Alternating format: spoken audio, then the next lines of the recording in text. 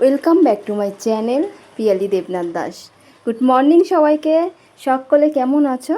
আশা করি সবাই ভালো আছো, আর আমিও বিন্দাস আছি।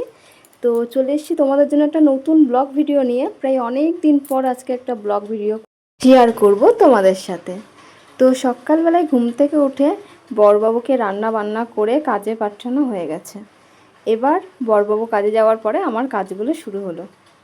তো সকালে উঠে বড়বাবুর জন্য তো রান্না হয়েই গেছে, কিন্তু ঘরগুলো গোছানো হয়নি। তাই বড়বাবু চলে যাওয়ার পরে ঘরটরগুলো একটু গুছিয়ে নিলাম। কিছুদিন ধরে আমি এতটাই ব্যস্ত হয়ে পড়েছিলাম যে কোনো ভিডিওই তোমাদের সাথে শেয়ার করা হয়নি। তো আজকে মনে করলাম এই ভিডিওটা তোমাদের সাথে শেয়ার করি। জানো তো, অনেক দিন আগে আমি তোমাদেরকে ভিডিও দিয়েছিলাম আমার মানি প্ল্যান্ট গাছের। তো সেই গাছগুলো এখন অনেকটাই বড় হয়ে গেছে। তো ওখান থেকে কিছুটা গাছ আমি কাটিং করে নিয়ে এসেছি আমি ঘরের মধ্যে রাখবো বলে।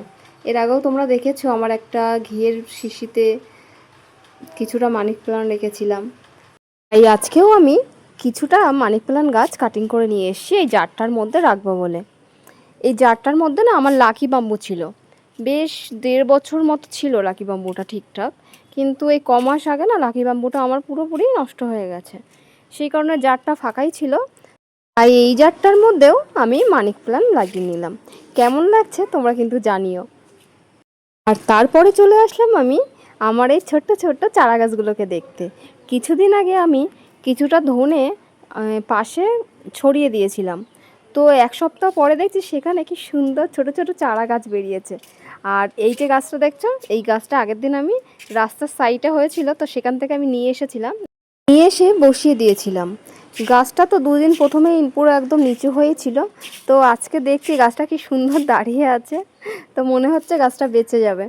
তাই একটু জল টলগুলো দিয়ে দিলাম। এরপর তো আমার আরও এখনও কাজ বাকি রয়েছে, সেগুলো করে নিতে হবে। এখন ভাবলাম যে কাচাকুচিগুলো করে নিই। তো কিছুটা জামা কাপড় ছিল সেগুলো ভিজিয়ে রেখেছিলাম, আর সেগুলো কেচে নিয়ে আমি চলে গেলাম ছাদে মেলে দিতে। আর ছাদে না এই গাছটা হয়েছে ফুল গাছটা, এই গাছটার নাম আমি জানি না, কিন্তু দেখো দেখেই মনে হচ্ছে চোখ সরানো যাচ্ছে না, সত্যি খুব সুন্দর গাছটা। তো আমার জামা কাপড় মেলানো হয়ে গেছে। এবার স্নান করে পুজো দিতে চলে আসলাম। পুজো দেওয়া হয়ে গেলে, আমি তো যেহেতু সকালেই রান্না করে রেখেছিলাম, পুজো দেওয়া হয়ে গেলে এবার খাওয়া দাওয়াটা সেরে নেব। আচ্ছা, আমি যে মায়ের লক্ষ্মীর যে ফটোতে পুজো করছি, এটা কোন লক্ষ্মী বলতে পারবে? আমি না দোকানে গিয়ে এমনি কিনে নিয়ে এসেছিলাম। তারপরে দেখছি যে মায়ের ফটোটা না একটু অন্য রকম টাইপের। তো আমার পুজো দেওয়া হয়ে গেছে আর খাওয়াও হয়ে গেছে। এবার জামা কাপড়গুলো তুলতে আসলাম, কারণ এবার যদি ঘুমিয়ে পড়ি তো সন্ধে হয়ে যাবে উঠতে উঠতে, আর তখন তোলা হবে না। তাই এখন জামা কাপড়গুলো তুলে নিলাম। টাটা বাই বাই, সকলে ভালো থেকো।